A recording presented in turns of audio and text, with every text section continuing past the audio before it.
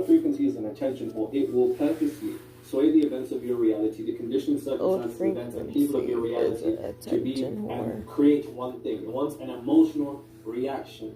Because it wants an emotional reaction. I don't know why those two are capitals, that's not on purpose. It wants an emotional reaction because your energy is the most powerful source of reality. I repeat, your emotion is energy, and that's the most powerful source of reality. Your energy is your emotion, and that is the most powerful source of reality. And that's ultimately what your old frequency wants. It's an attention whore. So it will purposely make things go wrong in your reality, continuously make things go wrong in your reality to generate a particular degree of emotional reaction, because that emotional reaction is going to be resonant with emotions that it sustains off. It's like a spiritual parasite. So it will create these events to create that particular reaction to get that energy. I have to get you to understand, when things are going wrong and reality presents you the condition of reality, understanding it's just a condition. It's not presenting you something that has gone wrong until you begin to focus on the unwanted aspect of that reality, that condition that associates with wrong. The moment you do that, your old frequency gets sustained and it gets maintained. And your old frequency ultimately wants to take you back to your reality. Like every single fucking spirit on the spiritual plane, every spirit wants to be materialized.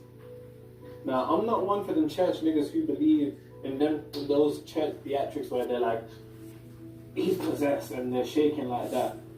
But one thing that is true is that every spirit wants to be materialized, and the frequency, your old frequency, wants to be materialized into your reality by taking you actually back to your old reality or maintaining you there. So when it shows up, you have to begin to understand that within what it's trying to give you, there is a wanted seed of reality that if you can focus on it, I promise you.